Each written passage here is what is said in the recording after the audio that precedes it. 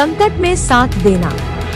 यह कहानी एक गांव की है जहां लोग एक दूसरे के सहारे जीने का तरीका सीखते हैं। एक गांव था जहां लोगों के बीच में अनूठा एक बंधन था। यहाँ के लोग एक दूसरे के साथ मेहनत करते, सहायता करते और एक दूसरे के साथ खुशियों और दुखों को बांटते थे। इस गांव की कहानी बहुत ही अनोखी थी। एक बार गांव में एक नया आदमी आया। उसका नाम राम था। राम बहुत ही निराशाजनक हालात में आया था।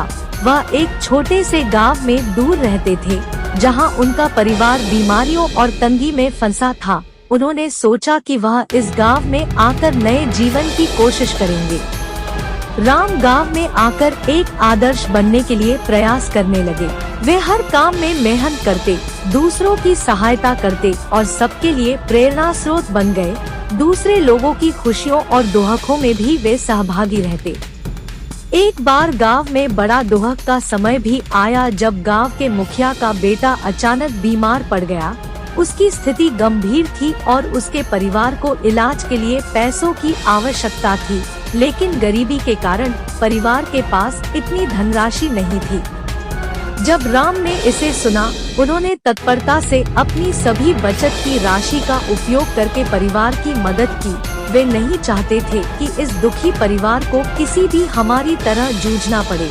उन्होंने बचत की राशि के साथ साथ दूसरे गांव वालों को भी अपील की और उन्होंने भी उस परिवार की सहायता की। इस आपातकाल में गांव वालों ने एक बड़ी टीम बना ली। सभी ने मेहनत करके और अपने संगठन के साथ मिलकर इलाज के लिए पैसे इकट्ठा किए। थोड़े समय के बाद बेटे का इलाज हुआ और वह पूरी तरह स्वस्थ हो गया। इस घटना के बाद गांव वालों के मदद करने के इरादे एक दूसरे के साथ और भी मजबूत हो गए। यह उनकी सद्भावना, नेकी और सामर्थ्य का परिणाम था।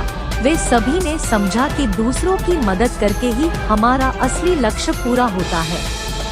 वह गांव अब एक परिवार की तरह था, जहां हर कोई एक दूसरे का सहारा था। यहाँ के लोग अपनी खुशियों और दुखों को साझा करते, एक दूसरे की मदद करते और अपने संघर्षों को साथ में झेलते थे। वे सब मिलकर इस दुनिया में एक सुंदर और समृद्ध जीवन जीने का तरीका सीख गए। अच्छा लगा तो लाइक और सब्सक्राइब करो।